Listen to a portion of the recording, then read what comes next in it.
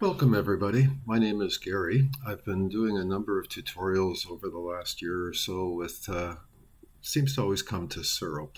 I started out trying to provide a open source software path for people to use to get good results. And Siril has evolved in that time a great deal. My earlier tutorials cover much of what is in there, starting out with DSLR and a tracker when I began, and moving on towards astrocam shooting and whatnot. Anyways, the company, well, the organization has committed now to releasing an update once a month. So if we go to the downloads page, I'm just going to switch over here. And this is Siril's main page, siril.org. If we go to the downloads page, you can see it kind of started in March. 1.0 was a major upgrade that brought a basic version of pixelmath into the picture. 1.01, in addition to under the hood fixes, brought in a much improved version of pixelmath. 10.2 brought in a new background extraction tool, and 10.3 has brought in a brand new stretching tool. So I'm going to kind of focus on these two today. The pixelmath video is going to deserve one by itself. I intend to use it to generate a synthetic green channel if you have dual band data, for instance, and you just want a color balanced image, and also demonstrate a way to use pixelmath. It's the only correct way, actually, to add hydrogen alpha data from an L extreme filter example to a broadband galaxy image. So we're going to do that, and I'll do one more tutorial kind of covering 99.8 through there. There's a bunch of minor changes, but they're still worth kind of knowing about.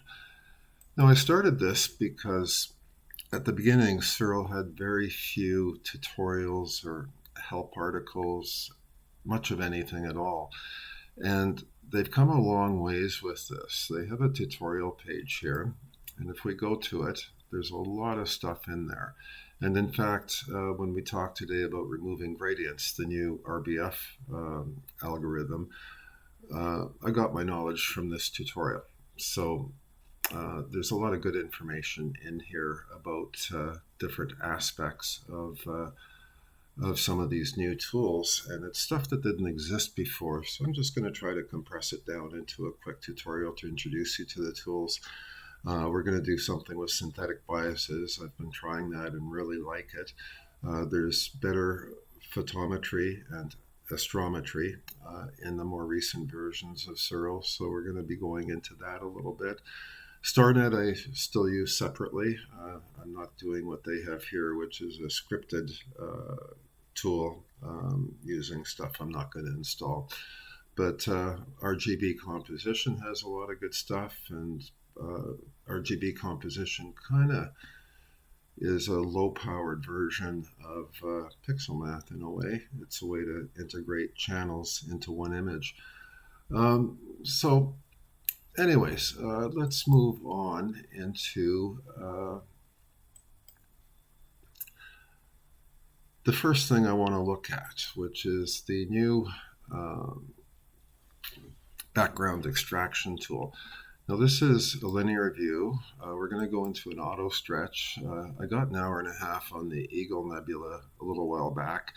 This is the raw stack from Siril, so no color calibration, no background extraction, nothing has been done yet.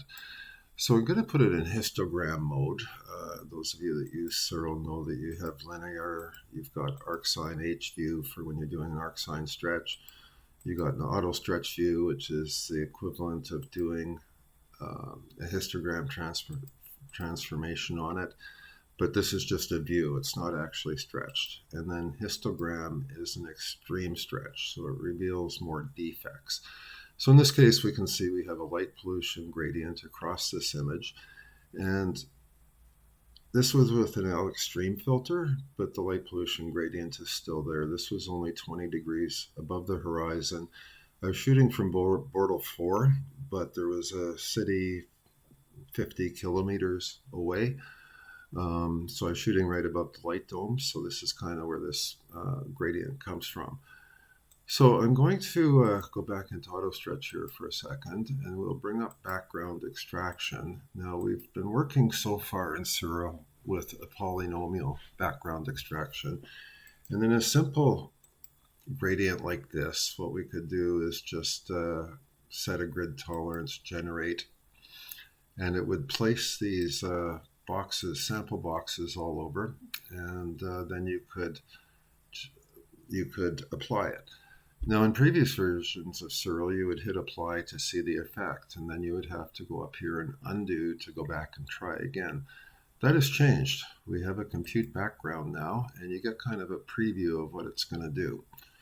So if I hit close, it's going to cancel out, nothing will be changed. But if I hit apply, it's going to apply this. And I'm just going to hit apply. It's okay using the polynomial as we always have. Let's look at it in histogram. That's much more balanced.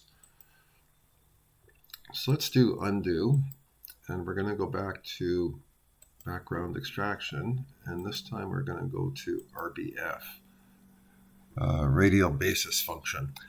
So there's only one different parameter here, smoothing. It starts out neutral at 0.5, and you can use it to different effect. And you can try over and over again by compute background. Now you could generate samples again like we did before, or what we could do, most of this gradient is in the green and blue channel, so I'm going to go put it back in histogram. Rather than doing that, we're just going to add some samples. One thing about radial basis function is that you can use very few samples. So I'm just going to kind of go like this across the image. And I'm picking darker areas from among the bright areas, darker areas from the medium, and we're not trying not to hit any big stars. So let's just give this a try. Compute background. Okay, so that's not ideal, but now we can just start adding sample points. Whoops, got to be in a color channel. And it's my little blunders like that that are sometimes worth watching these videos. Try again. Okay, that is much better. Maybe just a little bit up here.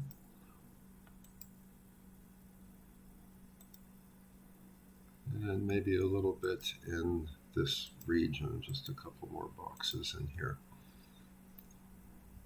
And let's have a look at this. Okay, that's looking pretty good.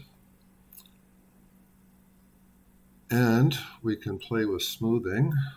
If we put that up, it kind of makes it less contrast between the boxes. And we can go the other way as well. And it adds more contrast between the areas. So with just a few sample points like this, I think what I would do is go with positive smoothing. And you get a nice effect. Now another option is to generate automatically sample boxes in a lot of places. I've turned the grid tolerance all the way down so it avoids placing samples in bright areas. Add dither and compute background again. So it's a little bit different effect, but this time I'm going to turn smoothing down and see what happens. And if you like that, that's actually pretty good. I do like that. Let's, yep, I like it in that version and in this version. So in auto stretch, I'm going to hit apply. Now something else strange has happened here. RBF does a color balance. The excess green is now gone from this image. If we go back, that's what it was before and after background extraction. So that kind of does a color balance to the background colors. It's kind of good. So one other thing I'll mention while I'm here, it's actually not part of what I wanted to talk about, but some time ago, round about version 98, Siril did something to average out stacking artifacts. So the edges don't have those really dark edges, which was something that messed up background extraction. And so they did kind of an averaging thing, but it's still noisy. So a person would still want to crop those stacking artifacts out before you export for further work in other software. That's just kind of an aside. But one thing that's really good about this algorithm is that when you start combining images with pixelmath, they all have to be the same size. And you no longer have to do a crop in order to do a good color balance and background extraction. So this is a strength, and I like it. It's just that it hides itself unless you kind of zoom in and have a look at the edges. They're just not great. This is a noisy image anyways. I'll extreme hour and a half. It's all I could get in the wee hours with astronomical twilight here and the sky conditions. It just was the best I could do on the Eagle so far. If it's still around in a month when it starts getting dark at night again, I'll have another go at it and try to add to this. So that covers RBF. Going to close out of there. Okay, and this image is going to be the subject of another tutorial as well, and that's adding hydrogen alpha to a galaxy to get a little bit more color in there. This is the scope I'm using now along with the Red Cat, depending on what I'm imaging. So that's just there to show you how this image was taken. The next thing is a new stretching tool, Generalized Hyperbolic Transformation tool. And this is kind of cool. I'm just going to show you, this is an image that was stretched the way that I normally do it, using one or two arc-line stretches in Siril after I've done background extraction and after I've done color calibration and so on. And if you look carefully, there's no color in the stars. That's very common with L-extreme images. People believe the filter washes the colors out, but it's a good amount of it has to do with this level of stretch you need to see the nebula. This is another image, same basis, done with this new GHS stretch. And if you look, there's color in the stars. So it's a way to manage the stretch without blowing out your highlights. Now this is this image processed to JPEG for publishing. And again, there's a little bit of color in the stars, but the way I accomplished that was doing a soft stretch to generate this image to take the stars from only. And then of course the starless version is like this, and you can take the star layer and then add it to the finished one to get less blown out stars. That's kind of how I did that. But this is intriguing, this new stretch technique. So let's have a quick look in Siril at that one. This is a linear image of, again, the Elephant Trunk Nebula, IC 1396, and this one has had a background extraction done. It has had some color balancing done, but it's still in a linear state. So I'm going to just show you, we're going to leave it linear for now. I'm just going to show you the interface for this new Generalized Hyperbolic Transform. This is the interface, and we've got some new controls here. Now, this is called the stretch factor, and I'm going to switch over to GIMP and open up a curves layer. This is not a linear image, obviously, but I'm just trying to demonstrate what these different controls do in this new stretching tool. So what I did is equivalent to putting in a curve like that. So that is this tool. Forgot to click on preview. There we are. Now we have local stretch intensity. Now this one works with symmetry point. So local stretch intensity, let's go back to the curve, puts a contrast onto that curve. And We'll go back here. The symmetry point determines where this contrast curve is applied. It could be down here, like so, or it could be further to the right, like so, makes the image darker. So what it's doing, let's just do it like this. We'll have it cross right here. This is just kind of an example to show you what these, to show you what these controls do. So let's just put it right here so that we have a crossover. So that we have a crossover point right here. Okay. So let's go back to the stretch. So we need to put our symmetry point. Now, one thing is, where do you start even? So I find it's kind of good to just stretch out the histogram here, kind of as high as it'll go. And what we want is our symmetry point to be contrasting somewhere around the middle of the bright part of the histogram. Just roughly, we're trying to get an idea. So let's take it there. And let's look at the shadows. So clip 0.0009. So I'm going to close that again. We'll go back to our transformation tool. Let's go with 0.0009 as a symmetry point for this first stretch. Now we're going to put in a stretch factor, enough that we can see things, and now we can add a fairly high degree of stretch intensity, 6, 7, 8, 9 even. And okay, so now we can see that we've got something. And this slider is so sensitive, you can't even stay in the game by mousing with it. So you got to kind of use the numbers here for the first stretch. 0.0009, hit enter. Let's try 0.001. So what this has done is taken the histogram stretch point to the right a little bit. So now we're pushing down the darks a bit more, raising the lights. So let's go 0.0008. Now at this point, we're lifting much of the image, lifting the darks as well. So I'm going to go with 9 and just see how that works.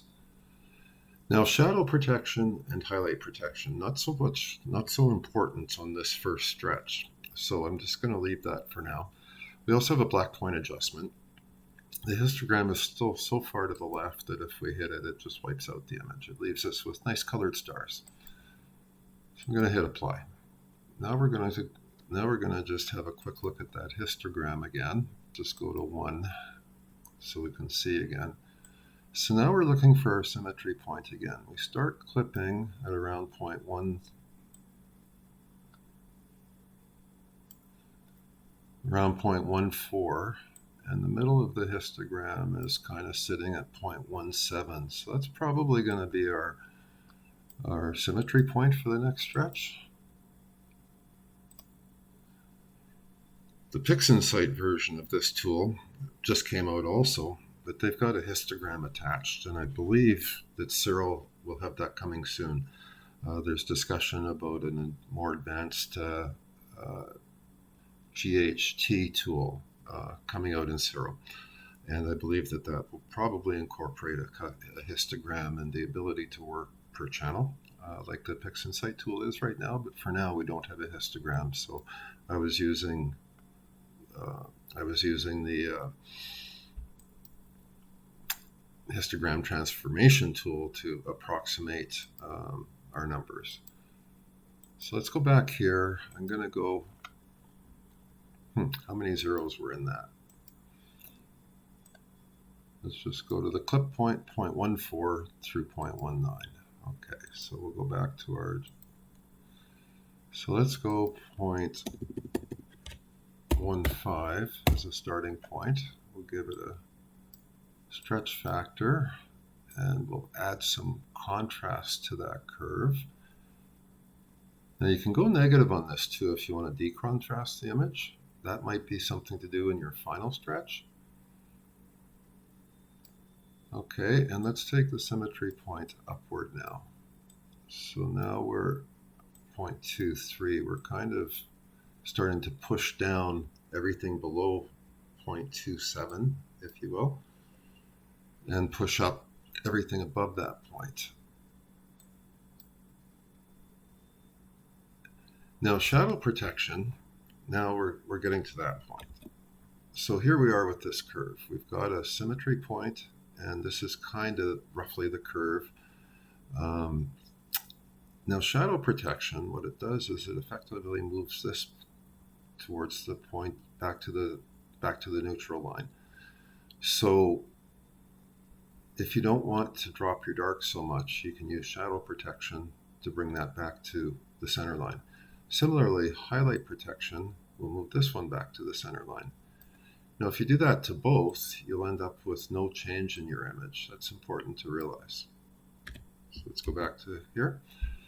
So shadow protection, what we're trying to do, I believe, is drop shadows. So we don't want to have a lot of shadow protection in there. That would be just if you went clipping towards black. And you can only raise it as far as the symmetry point. That's it. So that takes it back to the point where nothing has changed. We also have highlight protection, and this is the key to having colored stars. So I've been experimenting with this just today. I just downloaded this version of Siril, and I've been putting about 0.8, and that seems to offer some color, star color protection. And then you can also have a black point slider here. If you're too bright, you can start bringing in the black point, but you want to be careful about clipping. So at this point, we can just mess with things a little bit, maybe a little less stretch. Stretch intensity, we can maybe take up a little bit. Symmetry point. See, now I brought in some black point. We can drop the symmetry point back into that range I was talking about, kind of 0.14 to 0.19.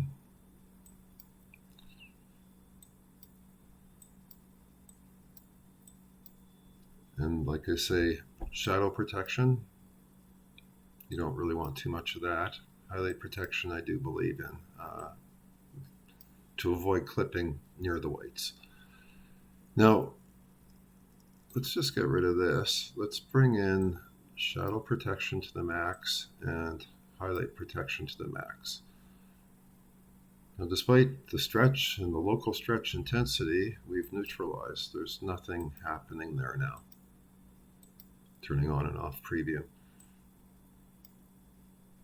So the secret is to get your right balance, your correct balance on this thing. And I'm going to use a bit of black point to just darken this down a little bit. Now, one other thing I've been doing, let's go right back to the beginning and put it in arcsine. I find you get better colors if you do an arcsine stretch first. So let's just do that. Give this something up near 100. No black point because it'll wipe it out. And hit apply. Now I'm just going to give it one more small arcsine with a bit of black point correction. An arcsine stretch is a color preserving stretch, and this is a good way to bring it out of the depths with all its color.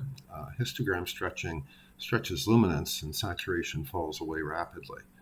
So let's do this. Now this is an arcsine view. If we go back to linear, you'll see it's still very dark. But let's start with our hyperbolic here now. Sorry, I got to get an idea where the symmetry point would be. You know what else I'm going to do now? I'm going to put it in auto stretch, and I'm going to do a photometric color calibration at this point as well. Well, it's still almost linear. Now this is an astrocam, so all the location data, focal length, pixel size information is in the fit setter. So all I have to do is click OK. So it's doing 583 stars color, and it'll do a background color adjustment as well.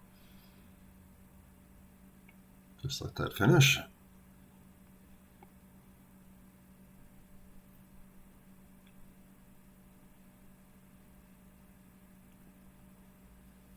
Okay, so that has supposedly moved the background more to the real background based on photometric color calibration. Okay, let's go back to linear now, and I'm just going to see where we're at here. Start clipping at 0.004. Midway through the histogram is kind of like 0.01. Okay, so let's go back to our generalized. I'm going to start at 0.0. Me and my memory. Again, it comes down to how many 0.004, 0.01. How many zeros are in there is what a person has to remember. Okay, 0.007. Let's just kind of go midway between. And we'll apply a stretch to this. And we will apply some higher contrast to it, and then we can play with the symmetry point. Let's go 0.005, 0.01. Okay, I'm kind of liking it there a little bit better. We don't really want to do well, we can't do shadow protection because it can now exceed the symmetry point and there's just no space there. So we could only do a little bit, but we can do some highlight protection, just in case anybody's close to blowing out. But with the arc sign stretch, followed by this, we have very colorful stars. That's rather impressive for a stretch on an L extreme image. So let's just hit apply here. Now I'm going to go here and get an idea again. We start clipping out at 0.07 now, and into the histogram is 0.18.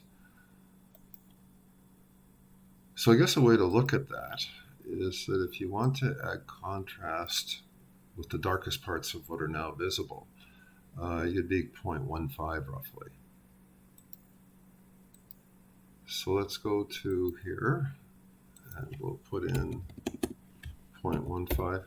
These numbers, by the way, are the normalized values of the pixels. Normalized means all pixel values fall between 0 and 1. So 0.15 means any pixel that's 0.15% saturated. From 0 to 1 is the range. Okay, so let's add some stretch to that, and we'll add some contrast into there. And let's just, now we can use the slider. Okay.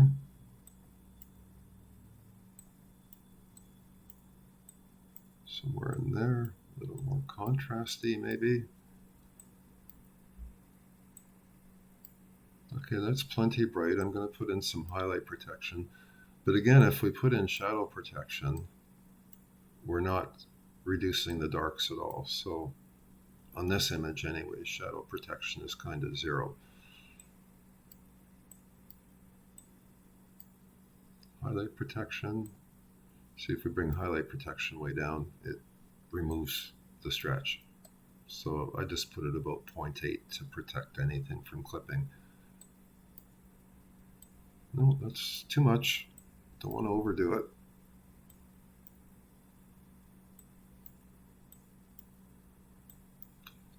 Okay, so our second stretch has done this. Now there's lots of brightness there, but this is going out to other software. The way I do it is export a TIFF and run it through StarNet to get a starless image, and then harvest the stars from it, and then go on and process the starless image where we can add more contrast, color balancing, wavelet sharpening, all kinds of things you can do to finish. But I'm just trying to work through this particular stretching tool now. So I'm going to hit apply. This is linear. So we're good to go at this point. I never save a fit file stretched because I might want to go back and redo it a different way later. I always leave it kind of color calibrated and background flat, and then I save it. But what I can do is just export a TIFF, and let's just overwrite this one. I'm going to make it a 16-bit unsigned so that it can go into StarNet.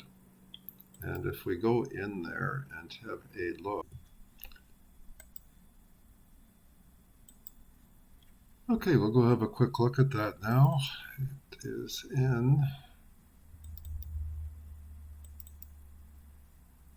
Okay, here's the image that we just stretched.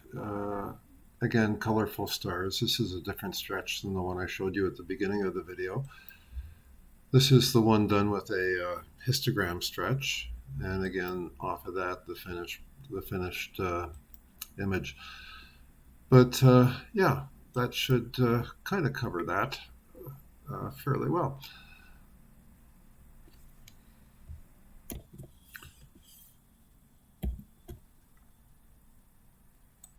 Okay, yeah, so the future tutorials will deal with things like pixelmath. There have been a number of changes over time, so that's something that's in process. I've had challenges with being back to work full time, lots of long shifts and lots of unexpected call-ups, so it's getting kind of tough to produce videos on any kind of a regular basis, let alone shoot on the few clear nights we have, so that has been a bit of an issue, but hopefully we will be able to continue, especially once the nights start getting longer and darker. It's a bit of an issue up here at 53 North, where I am. My best wishes. I hope this has been of some use to you, and we'll see you again shortly. Thank you.